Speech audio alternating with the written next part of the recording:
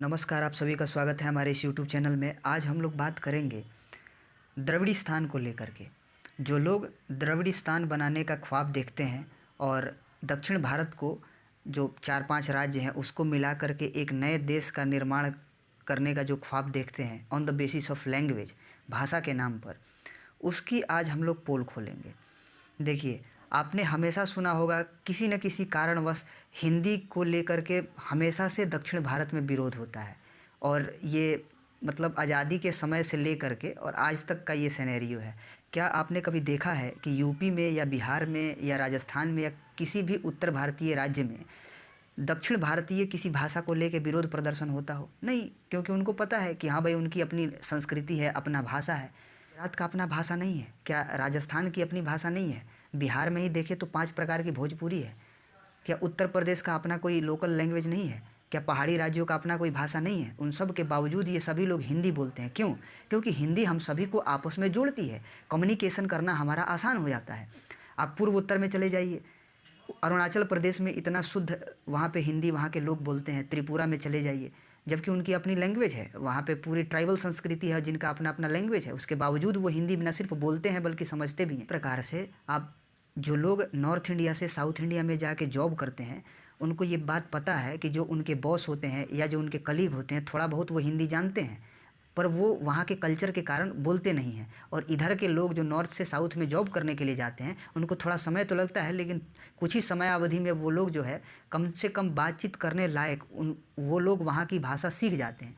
यानी कि अगर आप सीखना चाहें या आपको अंदर से रुचि है तो आप ज़रूर सीख पाएंगे। पर ऐसा क्या हुआ कि 70 साल से दक्षिण भारतीय लोगों के मन में उत्तर भारतीयों के प्रति और हिंदी के प्रति नफ़रत घोला गया, क्योंकि कुछ लोगों को अपनी दुकानदारी चलानी थी।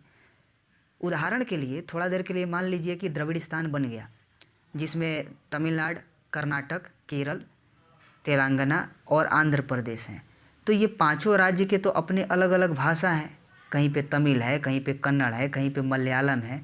तो वो कौन सा भाषा है जिसको प्रमुख रूप से द्रविड़िस्तान का नेशनल लैंग्वेज माना जाएगा? अब बताइए।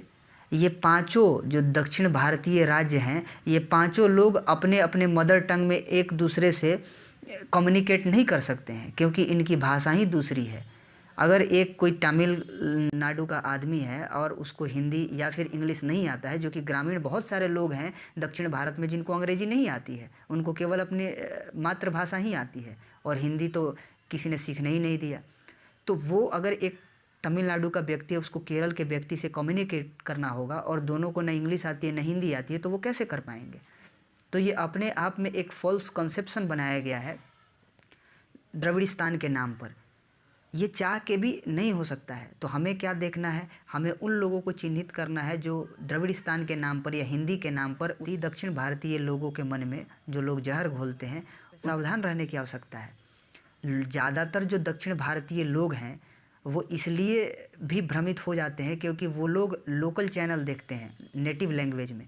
अब होता क्या है कि राज्य सरकार उनको अपने तरीके से उसको मैनिपुलेट करना बहुत आसान है, और वो लोग ज़्यादातर लोग या तो इंग्लिश नहीं जानते या तो हिंदी नहीं जानते। जो लोग इंग्लिश जानते हैं वो बरखा, राजदीप और एनडीटीवी। नॉर्थ इंडिया के जो लोग हैं जो साउथ इंडिया में जाके काम करते हैं, वो वहाँ की संस्कृति को, वहाँ के भाषा को ज़रूर सीखें। इससे एक समन्वय स्थापित होगा।